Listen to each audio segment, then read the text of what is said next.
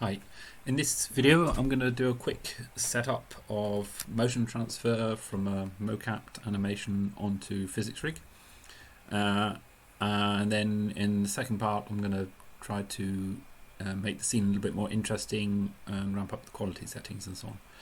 So we're going to start with an empty scene in Maya. We're going to enable the AI system. And then we're gonna base this all on a little HumanIk example over here. So we're gonna import the animation example. So this gives us kind of quite a challenging animation. It's got some pretty fast moves.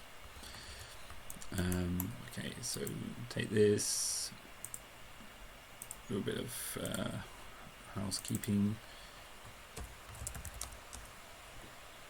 Okay. And we're going to switch to setting up the rig, setting up the physics on a T-pose. Okay. So select the pelvis, oops, and create a ragdoll on this. So we're going to undo the lock translations and scales because they don't interact very well with HumanIk. We don't actually want it to change it, but it wants to make some connections. Everything else should be okay. It's going to update the masses and set the masses of the objects it creates. It's able to do that because all the joints have been labeled.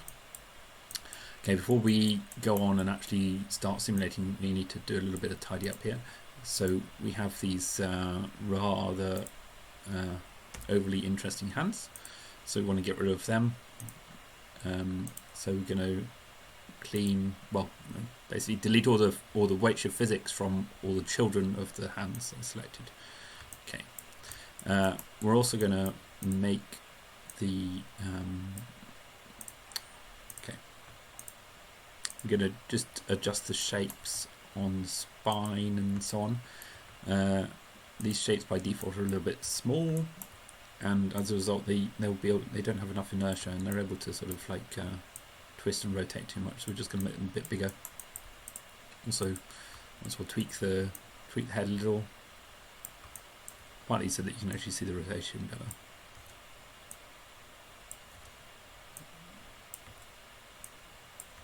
Okay, not going to worry too much about the hands, but we'll just make them seem a bit more handy. And okay, and then the other thing is the feet. So I wouldn't actually really need to do this stuff to run things, but it will just work a little bit better, because the AI system, has to work with the physics it's got. Okay.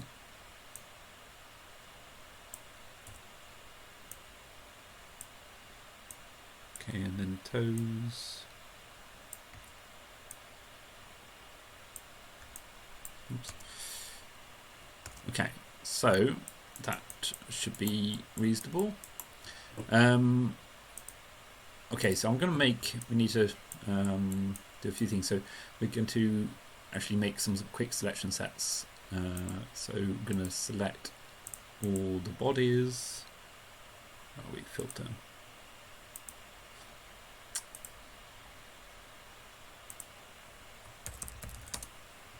And whilst we're about it, we're going to make a selection of all the articulations as well.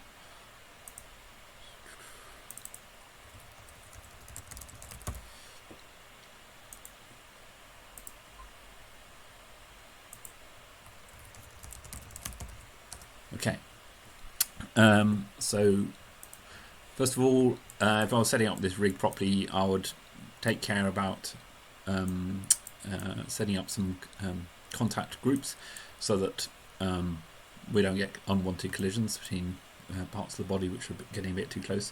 I'm actually just going to set everything to be all in the same contact group at the moment. Just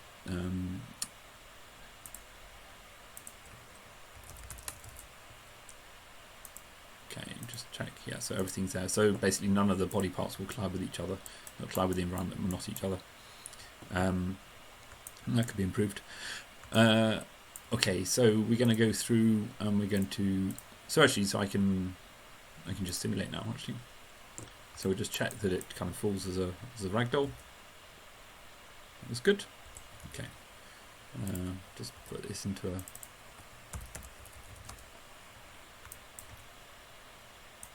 move it out of the way. Right. So now we're going to tweak all the articulations. So at the moment, the articulations, the joints are being driven by the pose control. We're actually going to disable that because I don't want to animate them directly myself. I'm also going to remove the limits just by setting the strength to 0. We're going to use a drive. So the AI system is going to control the drives.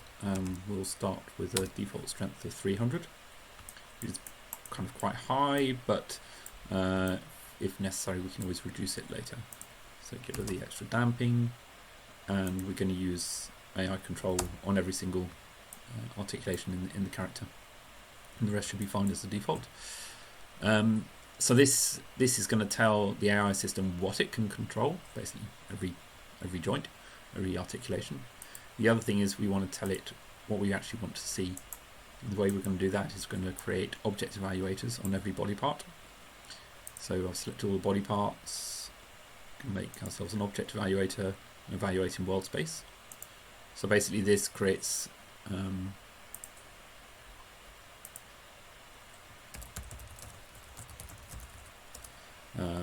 this creates a bunch of these evaluator shapes, and each one by default just says the position is important and the orientation is important.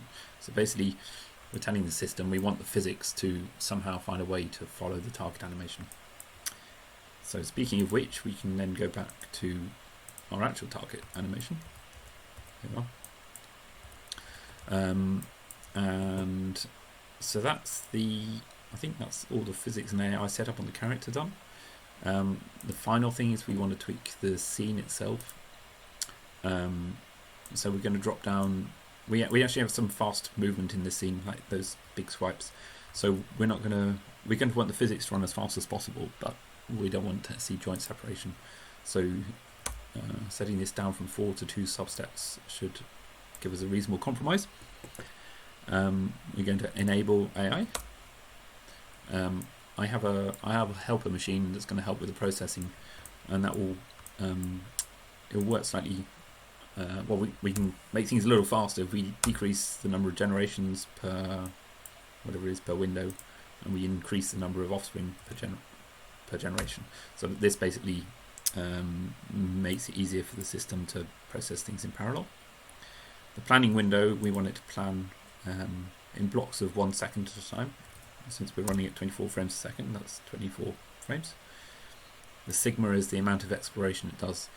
And since we're asking it to basically, it's going to start with its animation. If it just followed the animation, the character would fall over very soon.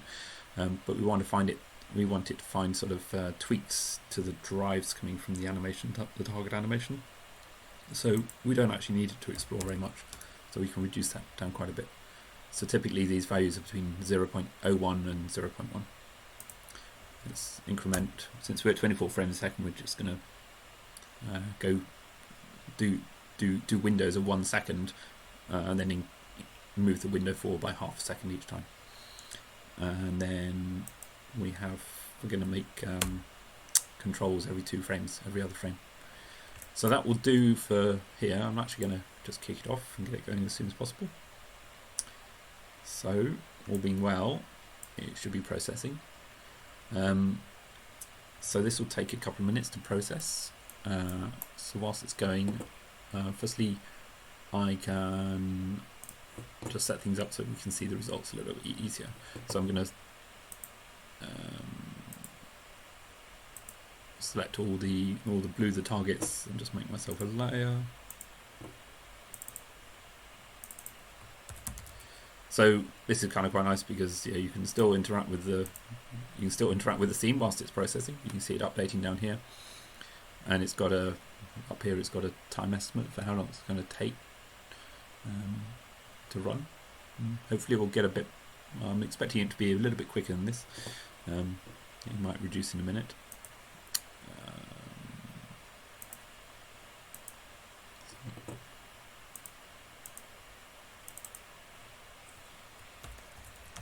is our output. Okay, so yes, I'll go through.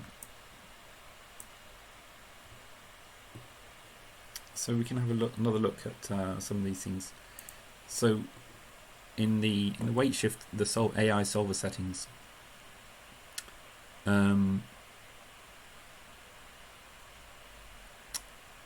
if at the moment it's going to generate some sort of quite low quality results. Hopefully it's going to be successful in actually achieving its goals, but it's likely to be a little bit noisy in the output. Actually, we can do a quick play. So it's starting to follow. Oh no, it falls over. Fine. So you can see in the early stages, it's certainly following the target animation. Remove the skin, but you can see there's kind of quite a lot of jitter going on, and where that's most visible is in the head, and probably to some extent in the feet.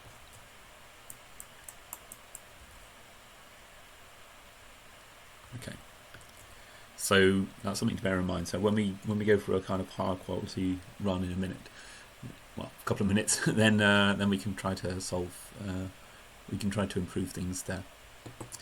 So as I said, at the moment we have 2 computers available to use for the processing. This is running on my laptop here, and this has got 8 hardware threads available. Also, I have a desktop machine which is connected. So basically this up here is telling me that it's listening on this port number. The desktop machine is connected to this one on this port number. There's one other machine connected in. The other machine is supplying 8 threads. This laptop is supplying 8 threads, so in total it's using 16 threads in parallel to do the processing. So when if we had only one machine available to us, we don't need to get the settings so suited to parallelizing the processing, in which case we would typically make things look better by increasing this value, the number of generations per window. That basically really increases the number of iterations it does. It tries to converge onto a good result, and if we have more helper machines available, we might well want to increase the number here as well. So this would basically give it more simulations run in parallel. Plus, in addition, if we increase the number of seeds per window, this basically lets it evaluate and process each of the windows. If we increase this, it will do multiple windows in parallel. So it will try out more plans of how it's going to try to follow the target animation in parallel. So this can help it find solutions more reliably, and give it options for, if we have 4 seeds per window, we will have got 4 solutions, and it will be able to pick the best one. Okay, so now it's finished at 4.5 minutes. So we'll play it and see what it looks like. Right. Okay, so it's done a pretty good job for a start. For just an initial run. So as I said before, the things that jump out at me are that the head is kind of head is rather jittery, and the reason for that is that we haven't told the system there's anything special about the head. Yeah, we all know that when we move around, the head is one of the things we want to keep stable and with a nice movement, and so we're going to want to stabilize the head, and so one of the ways of doing that is if we find the head in here. There we are. So the head object evaluator. Okay, so at the moment the system is treating the head exactly as it's treating every other body part, from the hands to the through the spine and the legs and so on. But actually, I think it's more important. So we might want to increase the weights on the position and the orientation of the head a little bit. And then in addition, the thing that we're actually seeing as it runs is the kind of the velocity and the angular velocity of the head. That's what makes it kind of have this little sort of kind of jitter, I guess. So we actually, to eliminate that, what we most want to do is have the head angular velocity follow the target angular velocity, because then it will try and make it not just be accurate in position, but also not sort of jitter around. So we're actually going to increase the angular velocity rate here a little bit. So hopefully that should improve the head. Other things we could do, we could adjust the strengths and so on the legs and the feet. I think I'm not going to actually. I think this is the only. I don't want to make too many changes, because the next thing I want to do is say, okay, so if we run it now, we would see that the head is a lot more stable, and it would still succeed, I think.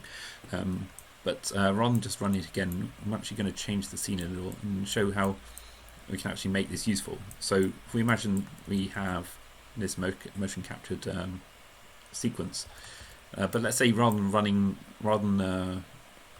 than making this shot be just on static ground, that's where the motion capture was run. I mean, what will be the point of transferring to physics if we didn't change something?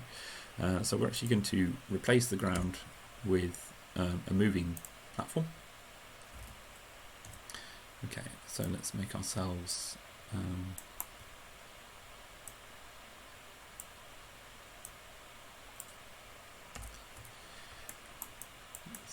this. Okay, that's I have some light set up here, and it's actually kind of quite helpful to see the shadows.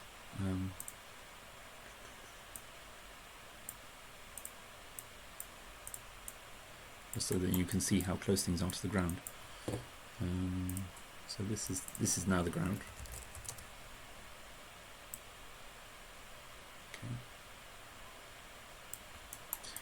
Okay, so at the moment this is dynamic. We're actually going to make it keyframed.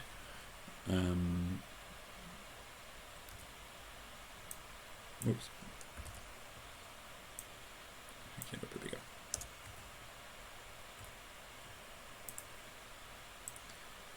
Okay, so we're going to imagine this is this scene is being played out on, I don't know, it's going to be played out on a in the aisle of a bus or some sort of moving platform. We'll see how my animation turns out. I'm going to animate the ground movement and see whether or not it looks like it's a train or a boat or an aeroplane in some turbulence or something like that. I'm not sure how it's going to go. So we're going to set some keyframes, beginning of the sequence. Okay, and we're just going to set some. We're not going to move it around too much. We're just going to make it kind of jiggle a bit. We might introduce a bit of rotation. Let's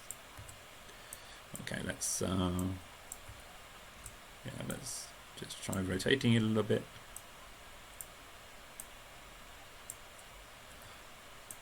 But not too much, but just give it a bit of a shake.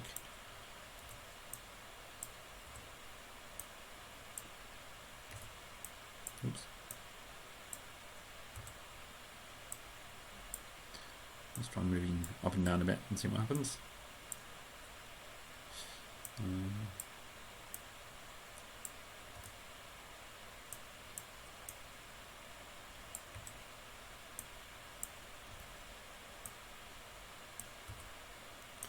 See how far I've moved away from the target.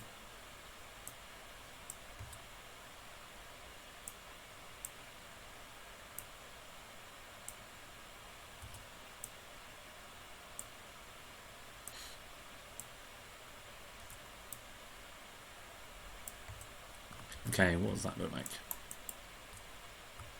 Okay.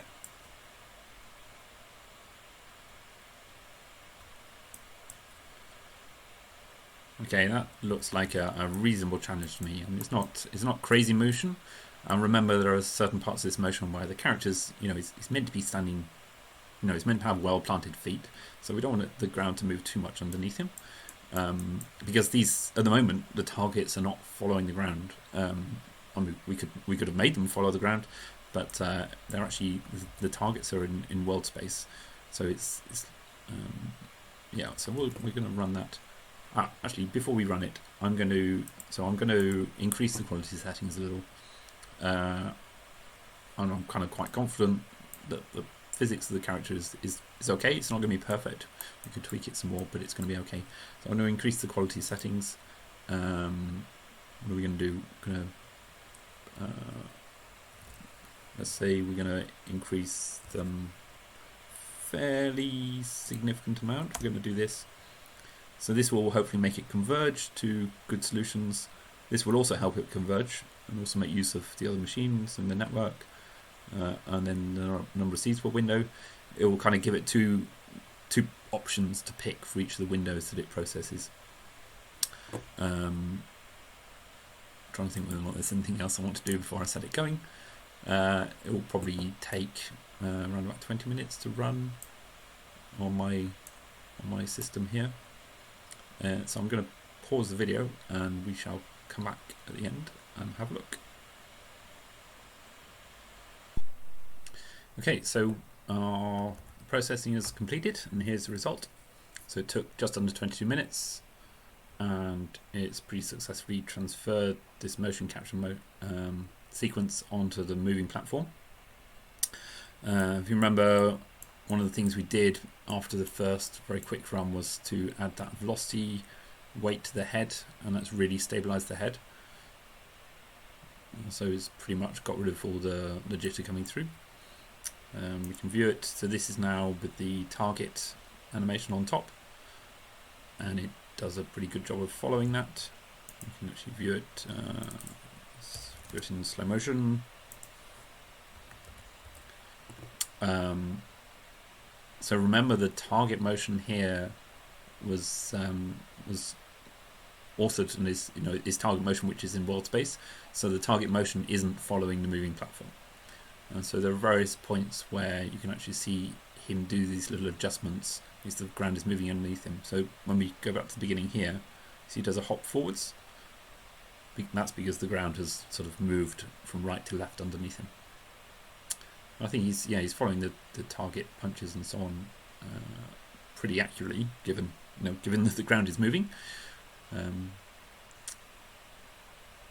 Okay, so let's say, I'm going to make one more variation, and that is we're going to ask. Let's say we want the target motion to actually follow the ground.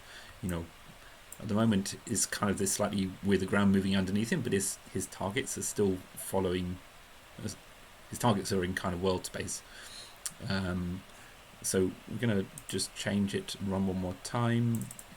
Just get that back to full speed. And we're also going to do one other thing as well. So firstly, in order to make the targets follow the motion of the ground, we probably don't want the targets to follow the orientation of the ground, because when the ground leans, we don't want his target to lean. So we're just going to make a constraint, a mild constraint between the ground and the character, the target. Where are we? So make a point constraint here, maintain the offset, constrain X, Y, and Z. There we go. So now, as the ground moves, as the ground moves, the target moves as well. So here, we're essentially, we can actually play back this sequence and expect him to move with it, but just be influenced by the acceleration of the ground and the wobbliness of the ground. So hopefully, this is obviously from the greenness from the last run. You can see it's kind of deviating quite a lot from the target here. So hopefully we'd see it match the target in world space better. That's one thing. Then the other thing is that one of the things you might notice as he moves, what the AI system is at the moment is making joint targets for the whole body, for the ankles, for the legs, the arms, and the head, and the spine, and so on. Whereas in reality, we only need the AI system to be doing a lot of work on the legs and on the hands, probably on the head as well, to stabilize the head. the spine itself, you know, we can probably just take the targets from we can probably just use the input animation as targets for the spine. And if we do that, we can actually reduce some of the work the AI system has to do, which will basically allow it to either generate better quality results for the legs, or alternatively we could actually potentially lower the quality settings and get a faster solve. So what we're going to do is we're going to select the first. Let's just take the first 3 spine joints. So we're going to leave. Now let's be brave and do 4. Okay. So at the moment, each one of these is doing each one of these articulations. The AI is having to come up with target angles for X, Y, and Z over here. So by removing, if we can remove these from the AI system, we're removing like 12 controls that it has to generate. So okay, so these things here, we're going to set the control to 0. Going to get rid of the drive strength, and we're going to bring back in the pose. Going to make it a little bit stronger now, because we really do want it to follow the target motion pretty closely. And I think with that we're kind of good to go. So I'm going to set it off to solve again and see what we get.